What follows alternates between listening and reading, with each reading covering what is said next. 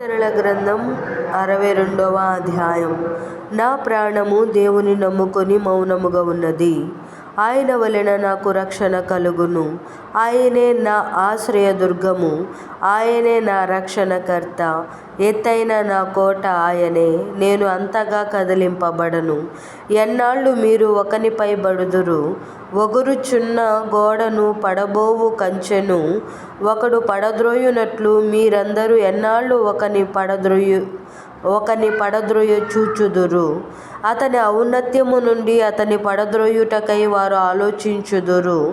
అబద్ధమాడుట వారికి సంతోషము. వారు తమ నోటితో శుభవచనములు పలుకుచు అంతరంగములో దూషించుదురు. నా ప్రాణమా, దేవుని నమ్ముకొని మౌనముగా నుండుము. ఆయన వలననే నాకు నిరీక్షణ కలుగుచున్నది. ఆయనే నా ఆశ్రయదుర్గము, నా రక్షణాధారము. నా ఎత్తైన కోట ఆయనే, నేను కదిలింపబడను. నా రక్షణకు, నా మహిమకు దేవుడే ఆధారము. నా బలమైన ఆశ్రయదుర్గము, నా ఆశ్రయము దేవుని యందే ఉన్నది. జనులారా, ఎల్లప్పుడూ ఆయన యందు నమ్మిక ఉంచుడి. ఆయన సన్నిధిని నీ హృదయములు కుమ్మరించుడి.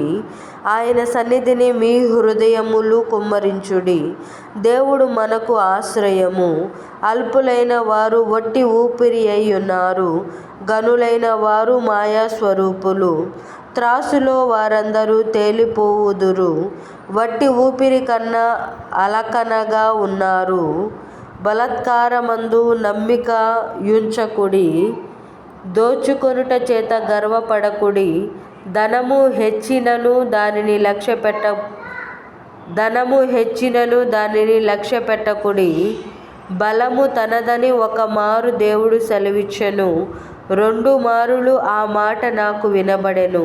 ప్రభువా, మనుష్యులందరికీ వారి వారి క్రియల చొప్పున నీవే ప్రతిఫలమిచ్చుచున్నావు కాగా, కృప చూపుటయు నీది. దావీదు యూదా అరణ్యములో కాగా కృప చూపుట నీది. దేవుడి పరిశుద్ధ వాక్యం మన వినికిడందు భద్రపరిచి దీవించునుగాక. ఆమేన్.